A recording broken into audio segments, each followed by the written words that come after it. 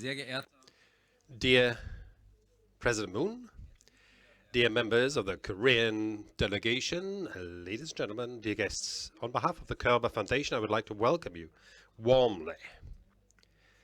So, Mr. President, following your Washington visit, this is the second foreign trip, first trip to Europe, and we're very happy indeed that we are able to be part of this important visit with the Körber Global Leaders Dialogue. From the elections in May, you emerged as the clear winner. Now there's great challenges ahead of you. First and foremost, of course, is the conflict about the North Korean nuclear program and the preservation of peace in the Korean Peninsula. Even if the conflict, from a European point of view, is it's far away, there's 8,000 kilometers between Berlin and Seoul, still the North Korean crisis is an acute threat for the world peace. 2 nuclear tests and a number of missile tests have led to a dramatic aggravation of the situation since last year, and the crisis barometer is rising.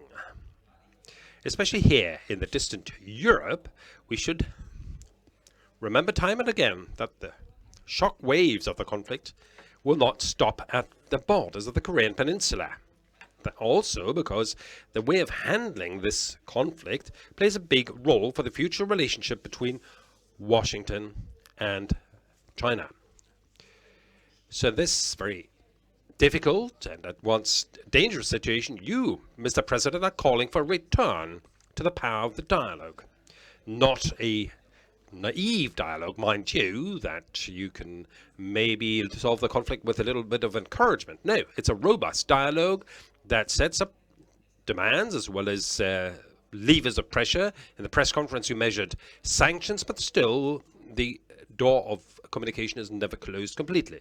We would like to wish you, and for all of us, that this mix from the readiness to talks on the one hand and decisive action on the other hand will bear fruit.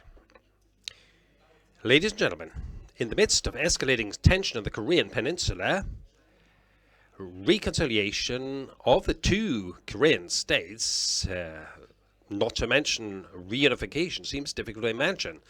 Our founder, Kurt Körber, once said, I would like to quote this, "You have to think the unthinkable so that the thinkable may emerge." So, the German unification was regarded as unthinkable for many decades in Germany. So this place, the old city hall where we are, this is where the conditions of the German reunification contract were negotiated, and this place reminds us that political reality is not set in stone. This might change, walls can fall, and borders can be overcome. And this might also happen very quickly. Mr. President, ladies and gentlemen, in the work of the Körber Foundation, overcoming walls, dialogue and understanding are at the focus of our work. To talk with one another, not about one another. That was the motto of our founder, Kurt Körber. As on the height of the Cold War, at the end of the 60s, he started to organize talks with the Soviet Union about European security. And talking with one another, not about one another, is still the guiding motto of the Körber Foundation today. We have a special focus on the rise of Asia. This is an opportunity and a challenge for Europe at the same time. We're convinced that the development and entrenchment of the relations with our Asian partners is more important than ever before, especially in a time where the implicitness of transatlantic cooperation is being called into question more and more. Within the framework of the Körber Global Leaders Dialogue, this series in Berlin, we had the Chinese President Xi Jinping 3 years ago, and in 160th Bergenov Roundtable in Beijing, Federal Chancellor Angela Merkel discussed New World Order with the participants. And last year, we had a group of young German and European foreign politicians, so we invited them to your country, South Korea, so that they could get an impression firsthand. President, you've come to us today to introduce a new vision for peace on the Korean Peninsula. We're very happy indeed that you've chosen the Körber Global Leaders Dialogue as a forum for this vision, for this speech. The time just before the G20 summit could not be better chosen. We look forward with great anticipation to your speech and the concluding or subsequent discussion with which my colleague Nora Müller is going to moderate. She's in charge of the Department of International Politics. So let me thank the Korean Embassy, the Ambassador Lee, for the excellent cooperation in preparation of this event. And now, Mr. President, I'd like to ask you to come to the stage. The floor is yours. Thank you very much.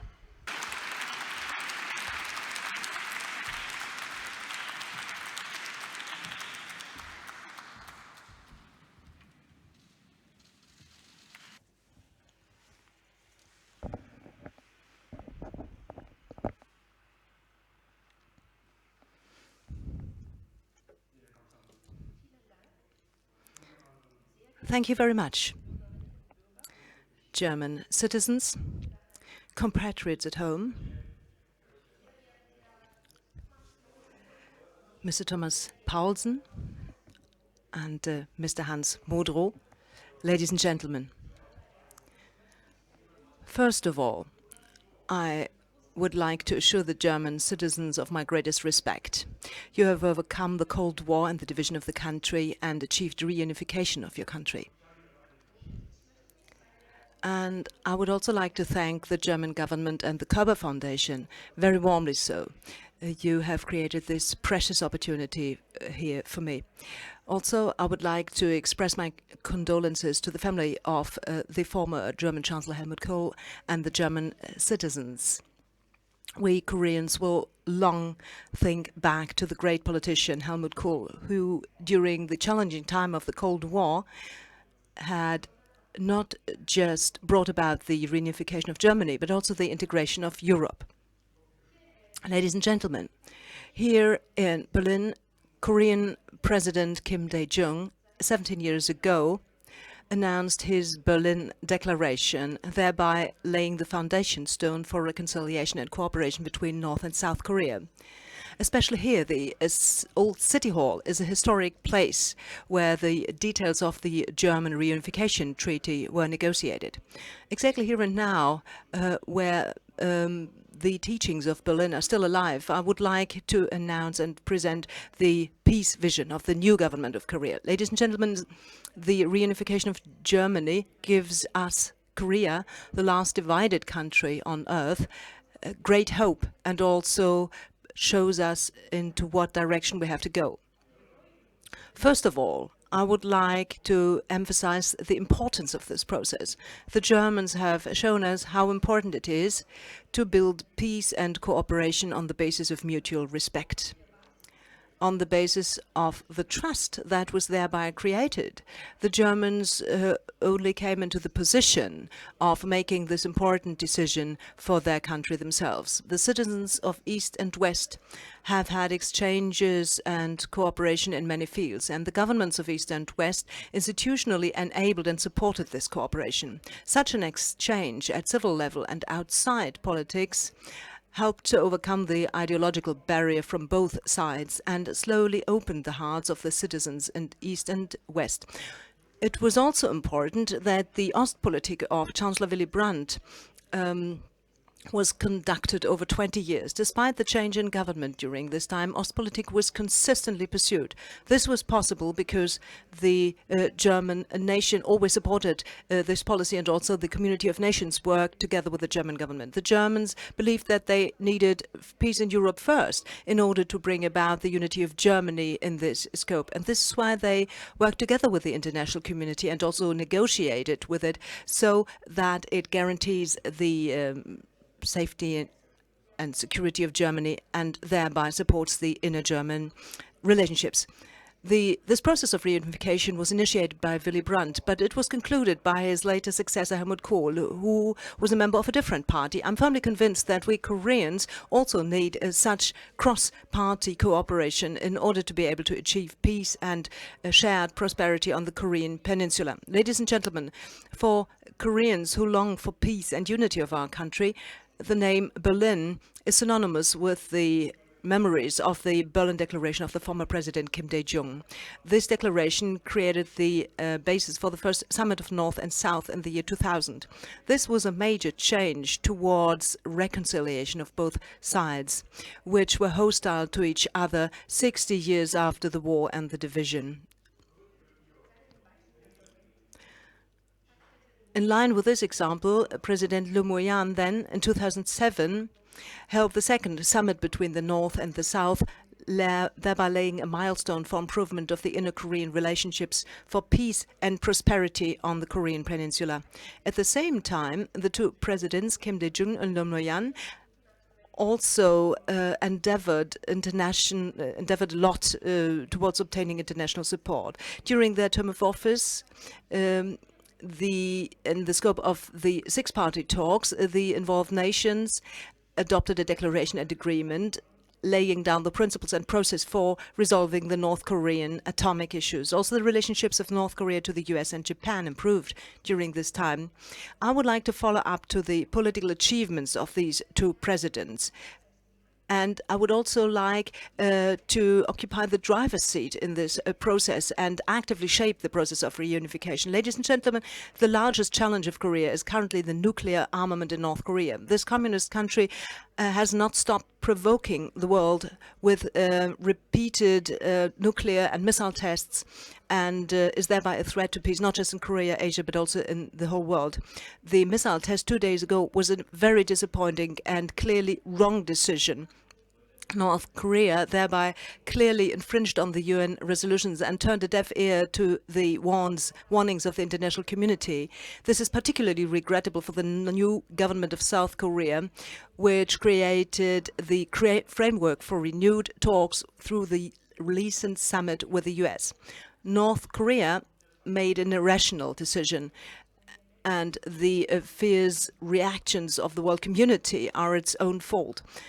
Once this country will stop provocations and show readiness for denuclearization, the South Korean government will do everything in its power to obtain for its brother the help and support of the world community. Instead, North Korea has put our patience to a test repetitively. I very much hope that Pyongyang does not embark on an irreversible course. The country has to finally stop the development of atomic weapons and missiles and rather seek a route for cooperating with the international community. The full demonstrable and irrevocable denuclearization of Korea is a shared demand of the community of nations and prerequisite to peace on the Korean Peninsula. In other words, the will of North Korea for denuclearization is the sole guarantee of security for North Korea. For this reason, I would like to emphasize that especially the current time window is the last as well as the best chance for North Korea to make the right decision. Because the vicious circle of conflicts and tensions now has reached its climax, and therefore the necessity of talks has become greater than ever. It's also important that the basic conditions for that have already been created. We can now resume the peace process that had been suspended. The US and Korea recently reached agreement that sanctions are only one of the means, and denuclearization of Korea finally has to be achieved on a peaceful road. These two sides announced to the world that we do not intend to pursue a hostile policy towards North Korea. We confirmed that the world is ready to allow Korea a promising future, depending on its decision. The US and South Korea were additionally also in agreement that improving the inner Korean relationships is important to get to a breakthrough from the current crisis. President Trump supports my concept and the plan that we resume the talks with North Korea, and Korea takes on the main role in ensuring peace on the Korean Peninsula. We're also on the same page with President Xi Jinping.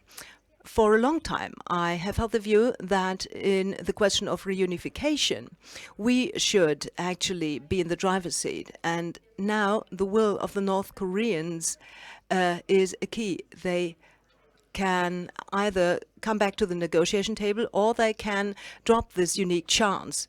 Should North Korea not be ready to stop these nuclear provocations, will have no choice to react with stronger sanctions and higher pressure. We can then no longer guarantee security for North Korea and no longer create peace for our fatherland.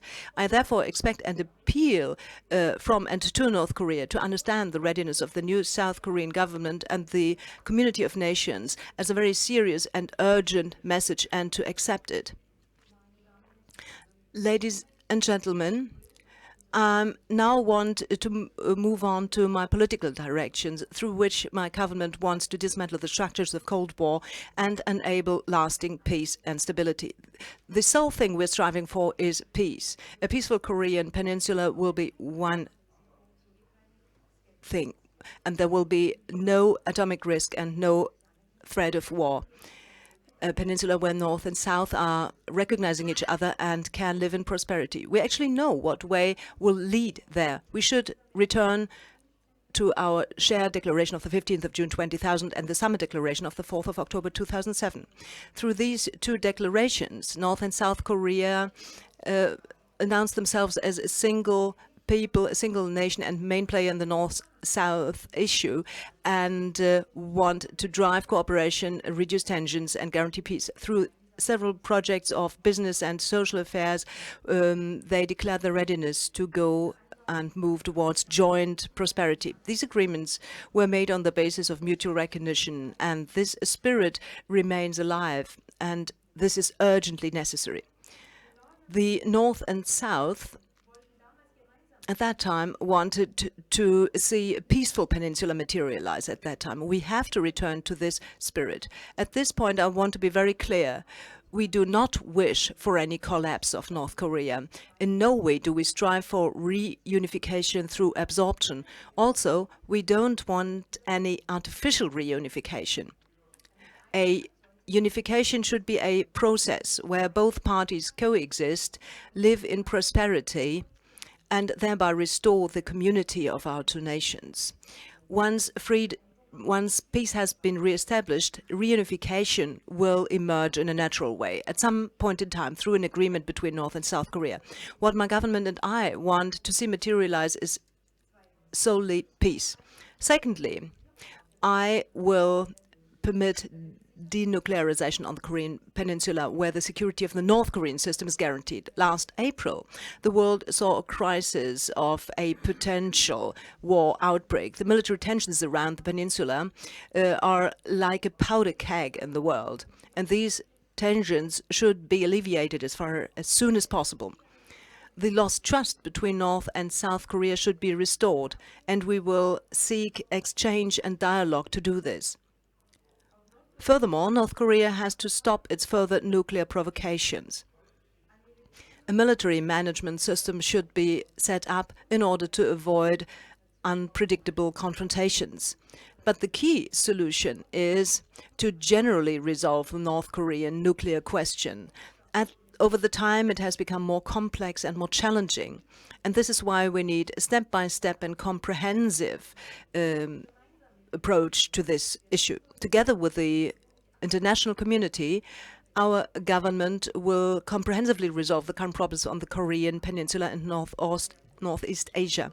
They concern the complete dismantling of the nuclear program and building of the peace regime, removal of the concerns about security and business in North Korea, the improvement of the relationships of North Korea to America and to Japan. However, always both parties are needed to do that. It's only possible if North Korea completely stops its nuclear provocations and moves to taking part in bilateral and multilateral negotiations for a denuclearized peninsula. Thirdly, we will set up a lasting peace regime. Since 1953, the Korean Peninsula is in a ceasefire. And this is an unstable position on which no solid peace can be built. The valuable agreements between North and South Koreas must not be shattered or wrecked after a change in power in South Korea. The peace must be institutionalized. In South Korea, I will drive enshrining of the previous agreements in the law.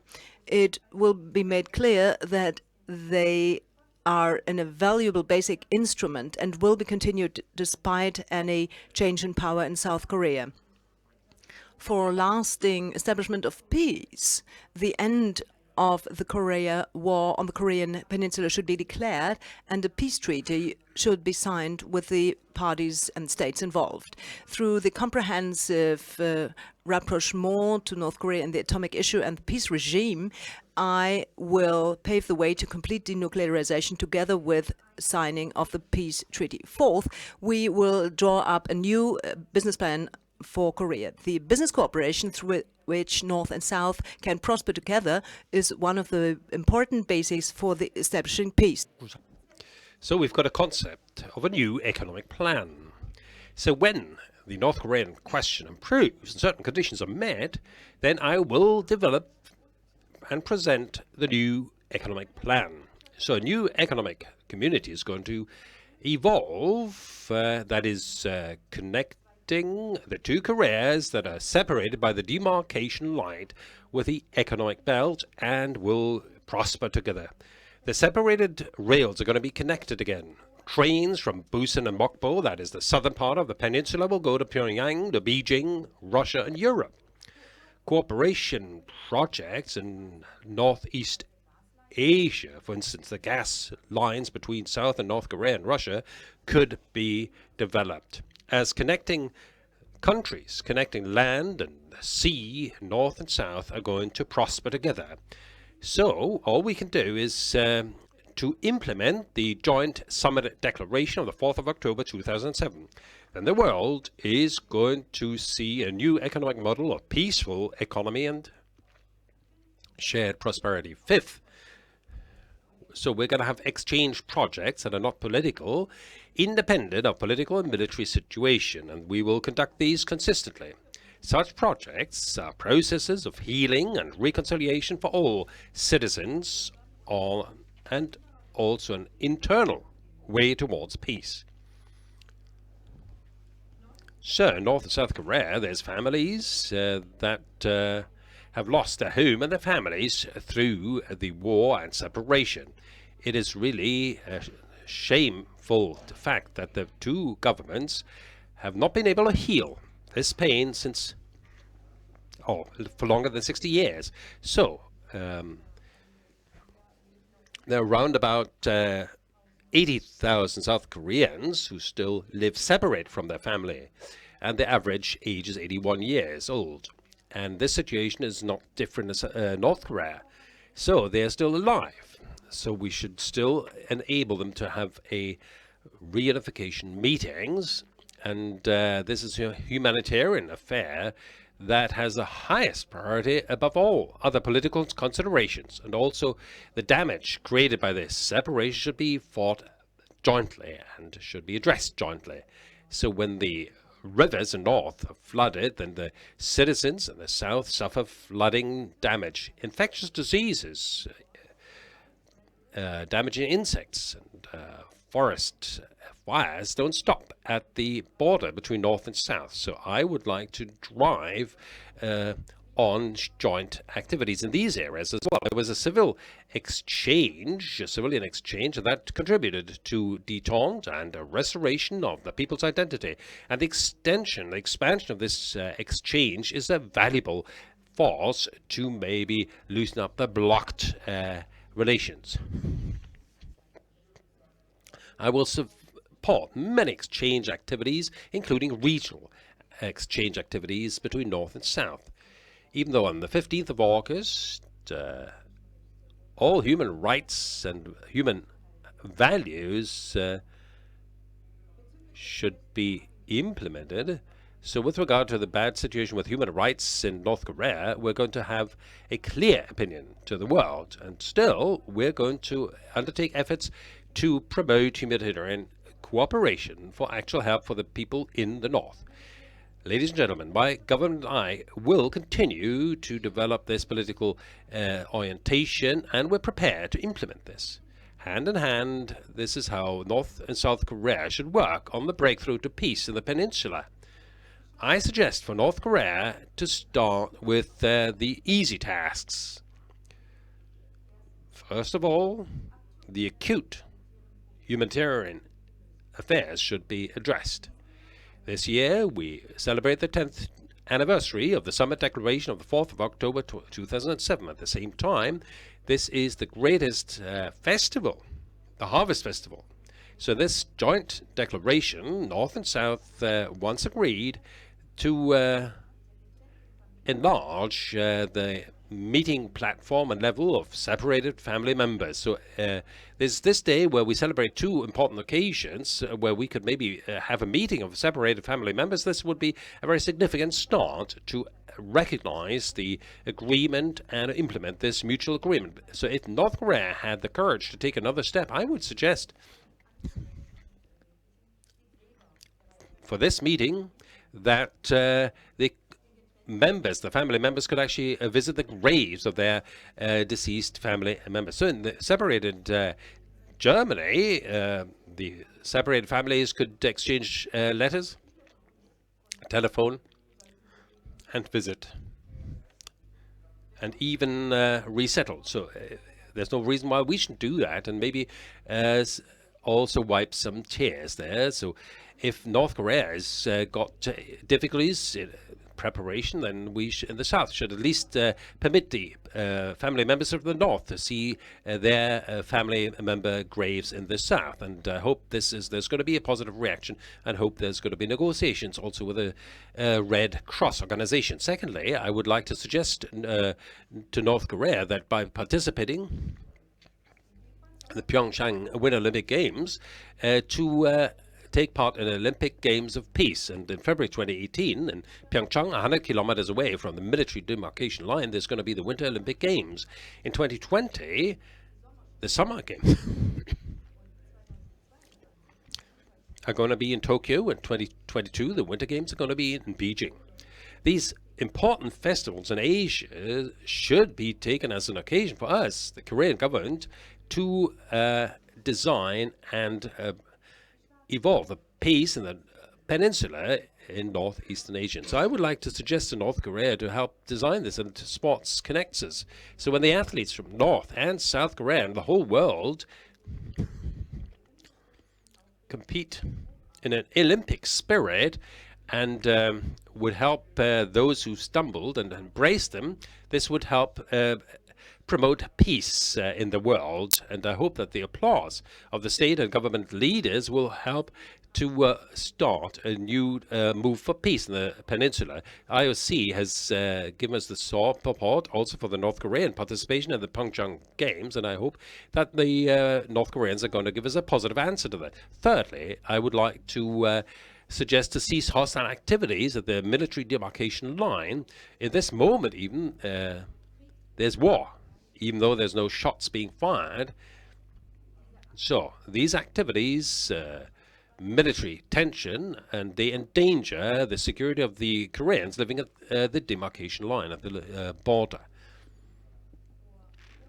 64 years ago, on the 27th of July, the ceasefire agreement was signed. So from that day on, we had hostile activities. If we were to stop with the hostile activities, then this is going to be a significant occasion to help dismantle tension. Fourth, we need long dialogue for peace and cooperation, and dialogue for peace and detente. So this is the most pressing issue for us. It's dangerous that in the current situation, there's no contacts whatsoever between the governments. And the contact for the stabilization of the situation, we should take up these contacts again and develop them into meaningful dialogue. So when the conditions are met, I'm prepared to meet the North Korean ruler wherever and whenever Kim Jong-un, to meet him. So, if these meetings should be used as an occasion to stop the conflicts, and it is important to start and to take the first step.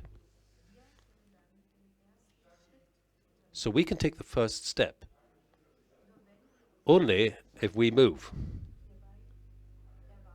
I expect decisive decisions by North Korea. Dear ladies and gentlemen, Germany overcame the Cold War and achieved reunification earlier than Korea. Now,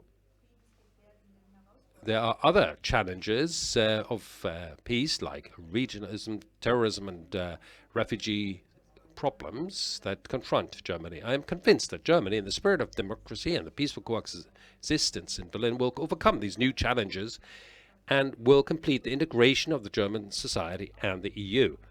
Also, the Republic of Korea, with its mature democracy, is going to implement a peaceful peninsula. The end of the Cold War that started from Berlin will be completed in Pyongyang and Seoul, and the new peace vision for Northeast Asia and worldwide will be implemented. Germany and Korea will not stop at this step for peace. Our two countries will continue to support one another and express our solidarity. So let us advance together for a better life and for a better life of humanity. And let us do that together. Thank you very much.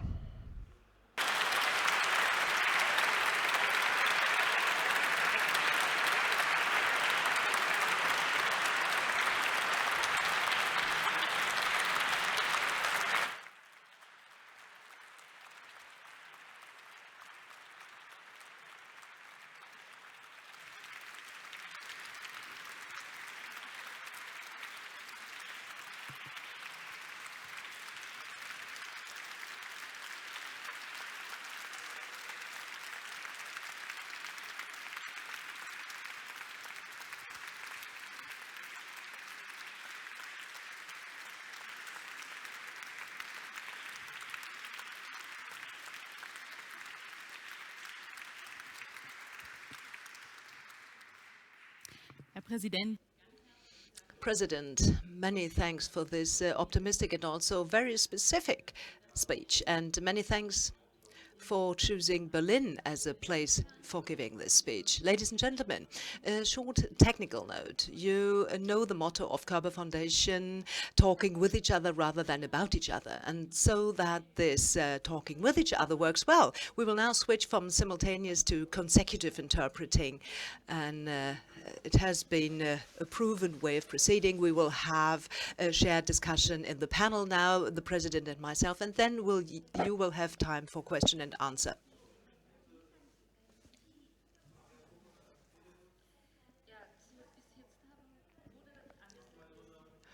So far, everything had been interpreted simultaneously.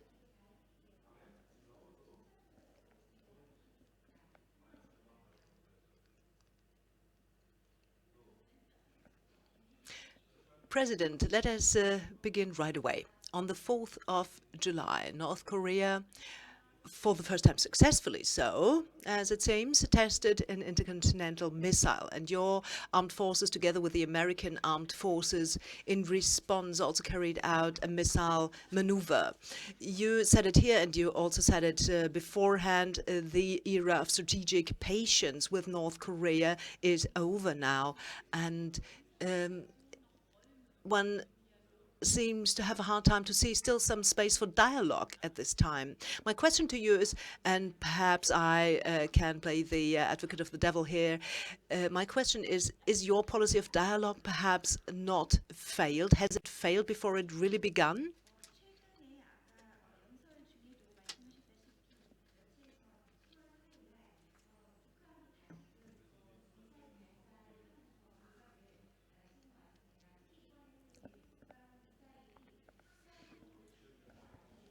된 것으로 그렇게 확인이 되었는데요. 거기에 대한 대응으로 한국과 미군이 함께 또 합동 훈련을 실시한 것으로 알고 있습니다. 이제 그 대통령께서도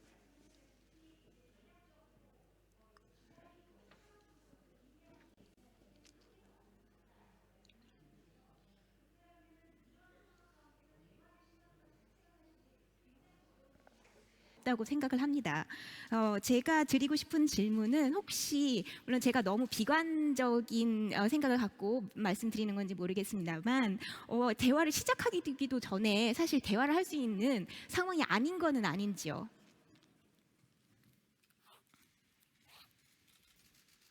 예. 예, 그렇습니다. 이번 미사일 발사는 가장 고도화된 미사일 발사입니다. 사거리가 역대 최장을 기록했습니다. 지금 북한의 도발이 한계에 이르르고 있습니다. 이런 북한의 거듭된 도발에 대해서 우리 국제사회는 함께 경각심을 가져야 합니다. 보다 더 엄중한 제재와 압박을 북한에 가할 필요가 있습니다. 그러나 궁극적인 해법은 군사적인 방법이 아니라 평화적인 방법으로 해결돼야 한다고 생각합니다. 강도 높은 제재와 압박의 궁극적인 목표는 북한이 핵폐기를 논의하기 위한 협상 테이블로 이끌어내는 것이라고 생각합니다. 또 그것을 위해서 북한의 계속되는 핵도발을 멈추도록 강요하기 위한 것이어야 한다고 생각합니다.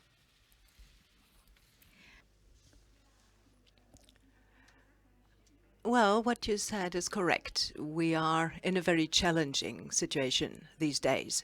And as you have mentioned, the most recent missile test of North Korea 2 days ago was one of the tests with the most advanced technology that has so far taken place. In terms of the reach, it was the largest test carried out so far. And such sustained provocations of North Korea strain the patience of accepting this, not just on our side, but also with the international community. So the limits of that patience tend to be reached now slowly.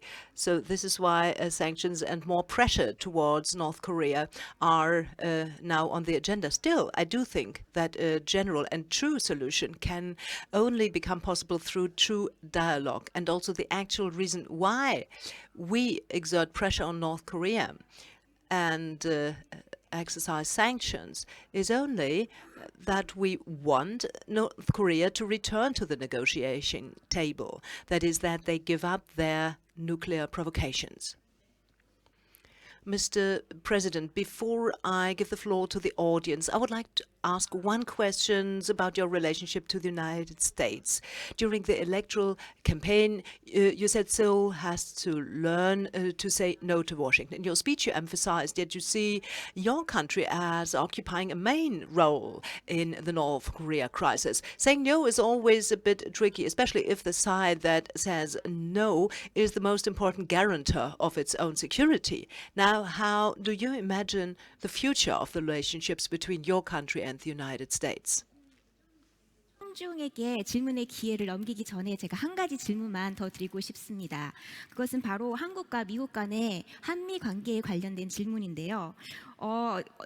이미 이제 대통령 선거가 한참 진행되는 동안에도 선거 유세를 하시는 과정에서 대통령님께서는 이제는 우리도 미국에 대해서 당당히 할 말은 하고 아니다라는 거에 대해서는 아니다라고 말할 수도 있어야 된다라는 말씀을 하신 것으로 알고 있습니다.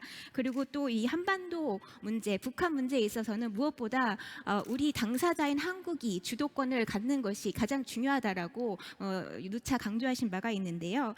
이것이 근데 이렇게 아니다라고 말할 수 있는 그 용기라든지 그런 것이 그렇게 쉽지만 않은 것 같습니다. 특히 이제 그것이 국가의 어떤 안보와 직결되는 아주 그런 리스크 탑을 한 그런 상황일 경우에는 더더욱 그럴 거라고 생각을 하는데요.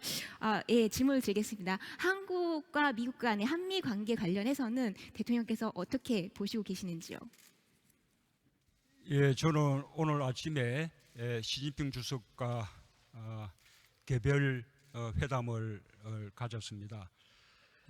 아직 중국과 한국 사이에 이 사드 문제를 둘러싸고는 서로 이견이 해소되지 않고 있습니다. 이 사드 문제의 해결을 위해서 보다 긴밀히 협의해 나갈 필요가 있습니다. 그러나 그 외의 문제에 대해서는 시진핑 주석과 저 사이에 아무런 이견이 없었습니다. 이번 미사일 발사에 대해서도 그에 대응하기 위해서 보다 강도 높은 제재와 압박이 필요하다고 시진핑 주석도 인정을 했습니다. 그리고 그것을 위해서 중국이 의장국을 맡고 있는 유엔 안보리에서 더 노력할 것이고 중국이 자체적으로도 더 노력하겠다고 말했습니다. 그러나 궁극적인 해법은 평화적인 해결이어야 한다고 또 양정상 간의 의견의 일치를 봤습니다. 그리고 한반도에서 평화를 만들어내는 그 프로세스에서 우리 대한민국이 보다 주도적인 역할을 할 필요가 있다. 그리고 그 남북관계의 개선이 이 북핵 문제 해결에 도움이 될 것이다 라는 점에 대해서도 시진핑 주석과 사이에 아무런 이견이 없었습니다. 이런 점에 대해서는 어제 또 메르켈 총리와도 대화를 나눈 바 있는데 메르켈 총리님의 생각도 다르지 않았습니다. 저는 그래서 이 제재와 압박의 강도를 높이기 위한 유엔 안보리의 결의와 별도로 이번 G20 정상회의에서도 북한의 미사일 발사에 대한 우리 정상들의 공동의 의지가 표명될 필요가 있다고 생각합니다. 그 문제에 관해서 여러 정상들과 폭넓게 의견을 나눠볼 생각입니다. Well, if I may, first of all, explain something.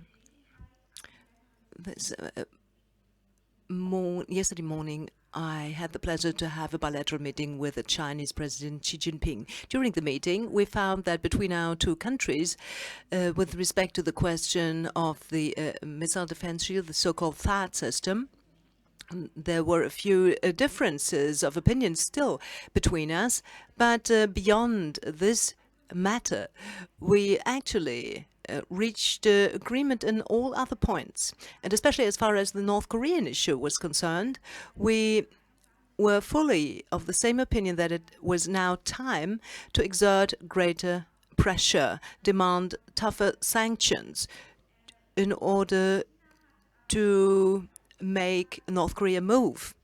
China also pledged that in the scope of the United Nations Security Council, where it just holds the presidency, will also play a more active role and take efforts to use its influence more actively for that, not just in the United Nations and on a bilateral basis, but also on a multilateral basis. So China would also be ready to become more active on its own in this matter.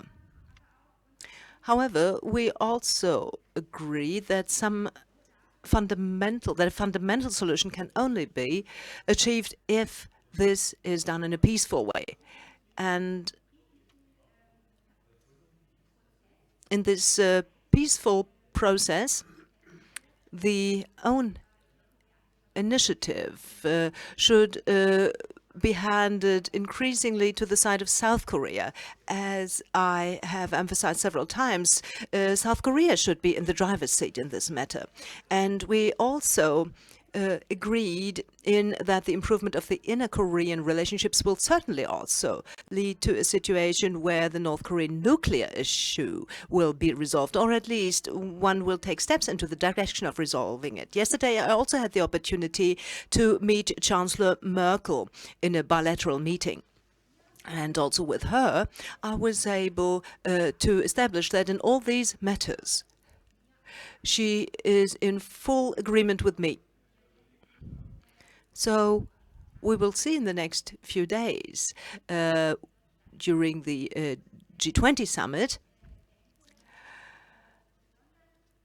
what will happen there. And I think that many heads of state and government will who participate in this meeting, that it will be very important there to pronounce the joint will towards the North Korea position, that is, that a shared position will be announced. 관계에도 마찬가지입니다. 이미 지난번 한미 정상회담 때 우리는 미국에 대해서 분명하게 우리의 입장을 밝혔습니다.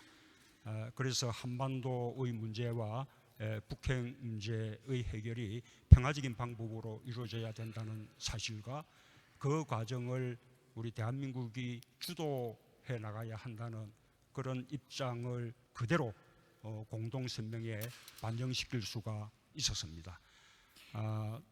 한미 FTA와 또 주한미군의 방위비 분담에 대해서는 한미 간의 입장이 달랐지만 우리는 우리의 입장을 분명히 밝혔습니다. 그렇게 미국에 대해서도 우리의 입장을 분명히 밝히면서 할 말을 하는 그런 관계로 나아가는 것이 한미 동맹을 더 건강하게 발전시켜 나가는 길이라고 믿습니다.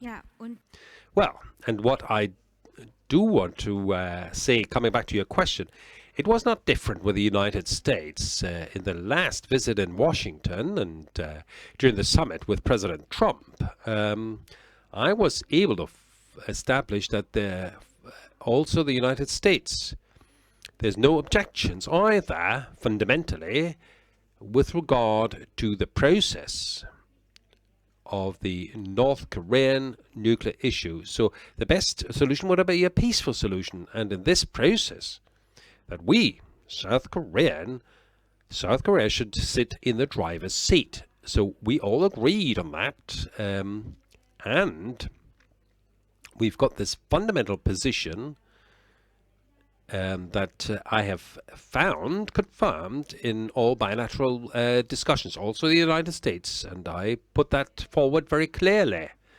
So in other questions, like for instance with regard to questions of Korean, American free trade agreements and other joint cost expenses with regard to security expenses, we didn't quite see eye to eye, but with regard to the nuclear issue in North Korea, we agreed. And I believe that I was very clear there, and I lived up to my word, and I said clearly yes and no, as explained. So thank you very much so far. We're very happy indeed that Mr. Moon is prepared to take 2 questions from the audience. So you know the ritual. In the Körber-Stiftung, the Körber Foundation, you can introduce yourself briefly and you can talk about everything, but not more than 2 minutes. So we'll just collect the 2 questions and we'll pass them on to President Moon to answer. So I have already got one hand, that is Aunt Hense. I would like to take this first. Let's go to the right-hand side, and I would ask this gentleman in the front. So Mr. Hense, over to you. Thank you very much, President. How great is your concern that the conflict might escalate militarily at the end of the day, and how far has the American position maybe changed since your visit, that President Trump might get flack from his internal players because the ballistic missile might hit the United States too, because at the beginning of the year he actually had one position, but maybe this could evolve, that you are concerned about that. So we'll continue on the right-hand side.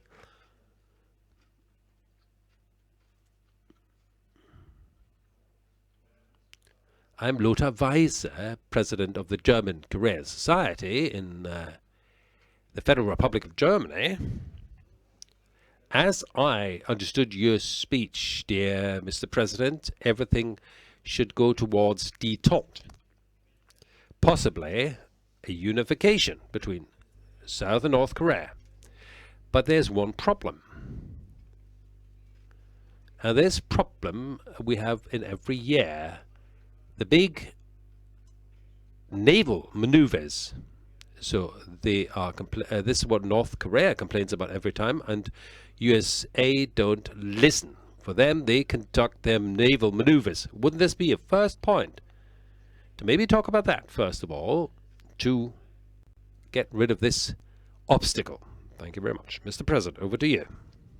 대통령님께서 아주 상세하고 친절하게 저희 질문을 이렇게 답변해 주신 데 대해서 감사의 말씀을 드리고자 합니다. 그리고 이제는 이제 청중에게 질의의 기회를 넘기고자 하는데요. 미리 말씀드린 바와 같이 2개의 질문을 받을 수 있겠습니다. 시간 관계상요. 다 저희 큐르바 재단의 이런 대화 디알로그 행사에 참여하신 분들은 다 아시겠지만 어떤 질문을 하셔도 좋습니다. 내용은 어떤 것을 질문하셔도 좋지만 2분 이상 하시면 안 되겠고요. 자, 그러면은 제가 먼저 질의를 좀 콜렉팅을 한 다음에 질의를 전달하는 것이 좋지 않을까 싶어서 먼저 질의를 받겠습니다라고 말씀하셨는데 2분이 손을 드셨습니다. 첫 번째 분은 미스터 하인츠 선생님이신데요. 하인츠 씨인데요. 먼저 대통령님께 정말 멋진 연설 감사드립니다.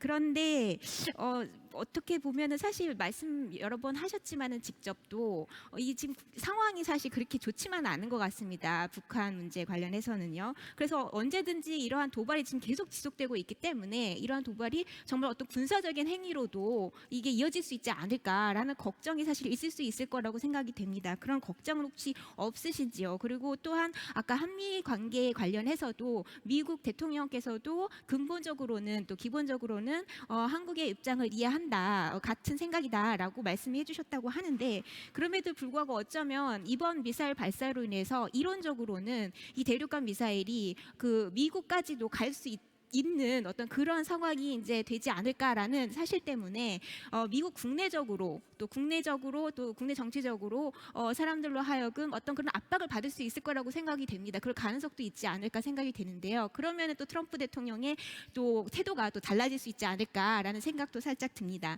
이거에 대한 대통령님의 생각을 여쭙고 싶습니다.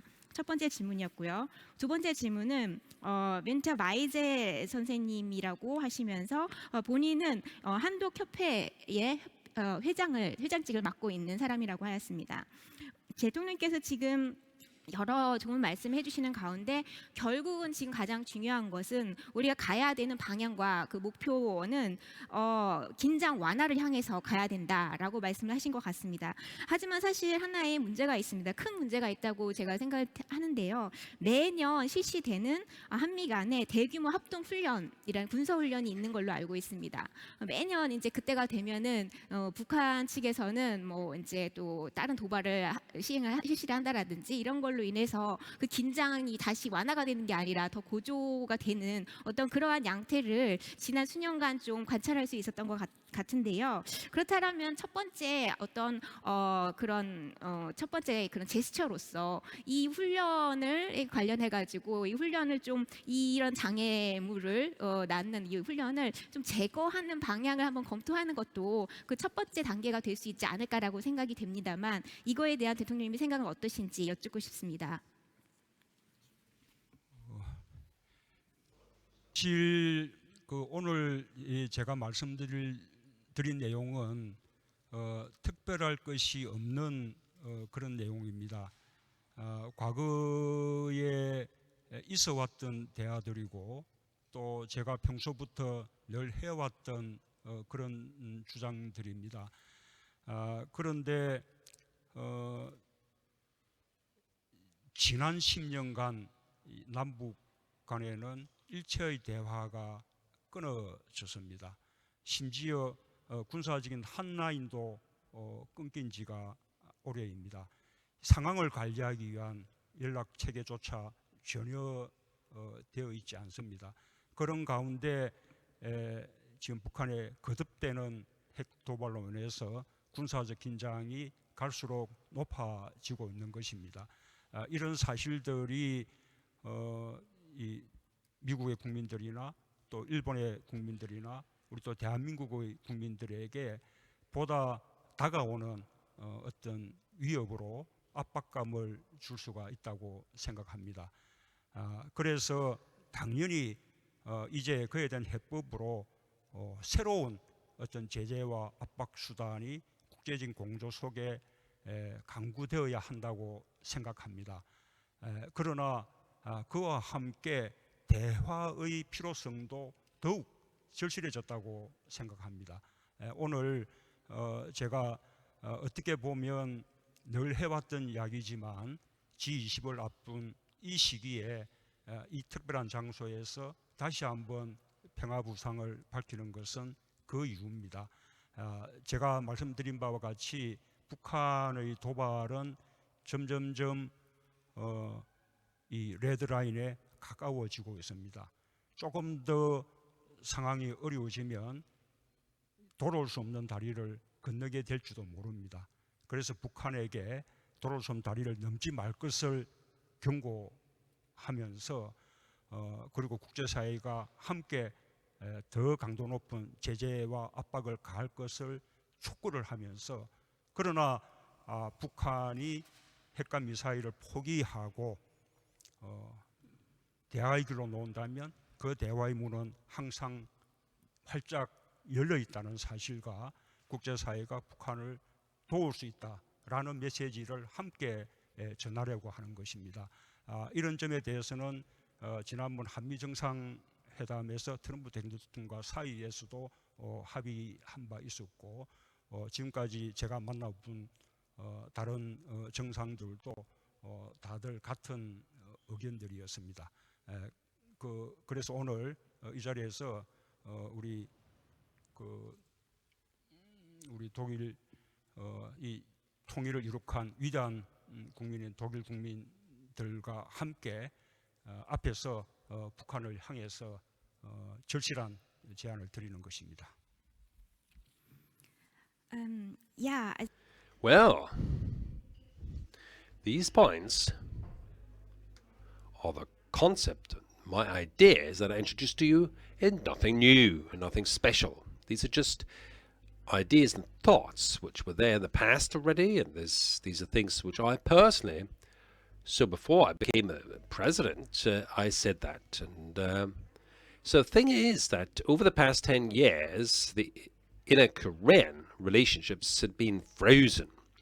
And this is the case because all channels of dialogue were severed.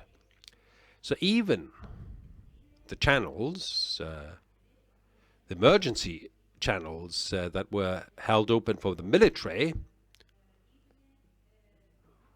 as a last resort were severed. So in other words, there's no contacts whatsoever at the moment with North Korea, no channels whatsoever. And this makes the whole thing even more difficult and more complex because in such a situation, still, North Korea will continue with its military provocations. Yes.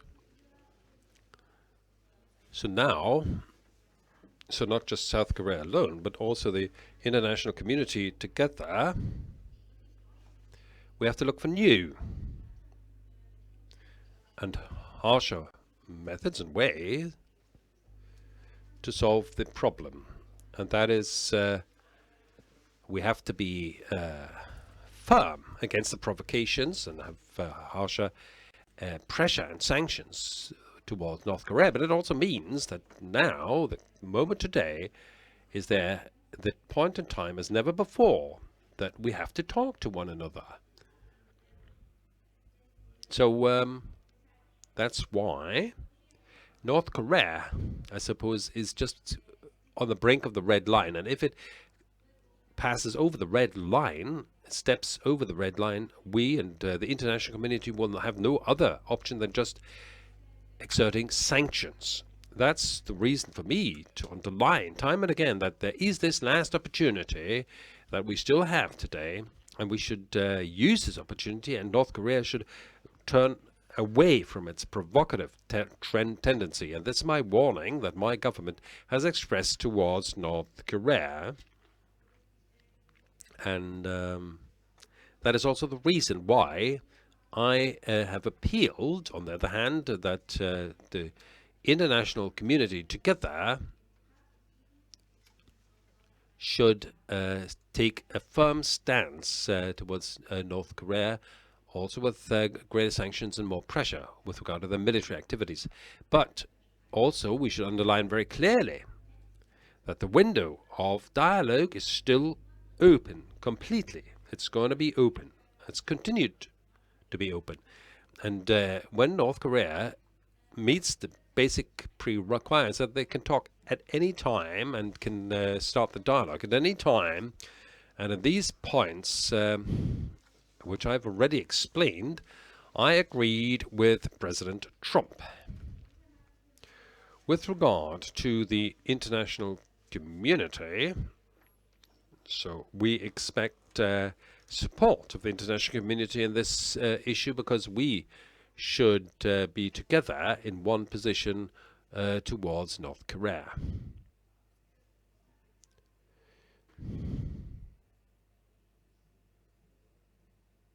So far. So, dear President, so we would like you to be on time when you go to the G20 summit in Hamburg. That's why we have to close this discussion. So thank you very much for an exciting discussion. I've learned that now moon in Korean means door.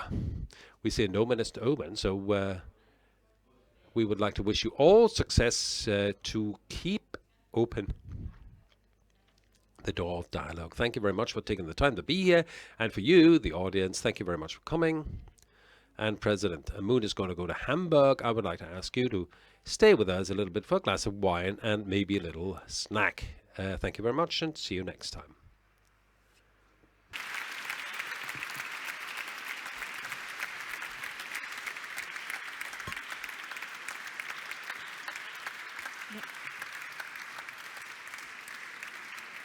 네, 대통령님의 상세한 답변에 다시 한번 감사의 말씀을 드립니다. 대통령님께서도 함부르크에서 말씀하신 것 같이 G20 정상회의 참석하시기 위해서 오셨기 때문에 아주 바쁜 일정들이 이제 또 더 있으실 걸로 생각이 되는데요. 저희가 더 붙잡고 싶지만은 그러면 함부르크 G20 일정이 차질이 빚어질까 우려가 됩니다. 이제 대통령께서 다음 일정을 향해 가셔야 될 텐데요. 일단 다시 한번 오늘 와주신 것에 대해서 또 멋진 연설을 해주시고 저희와 여러 가지 이야기를 나눌 수 있는 기회를 주신 거에 대해서 감사의 말씀을 드리고요. 제가 직전에 조금 한국어를 좀 공부를 했습니다. 그래서 한국어로 문이라는 뜻이 바로 도어라는 뜻이라는 것을 열리는 도어라는 뜻이라는 것을 제가 배웠는데요. 바로 대화의 문이 대통령님을 통해서 북한을 향해 아주 활짝 열려있다는 사실을 저희가 오늘을 통해서 알게 된 것이 아닐까 싶습니다. 오늘 이렇게 와주셔서 정말 감사드리고요. 와주신 모든 분들께 참석하신 모든 분들께도 감사의 말씀을 드립니다. 감사합니다.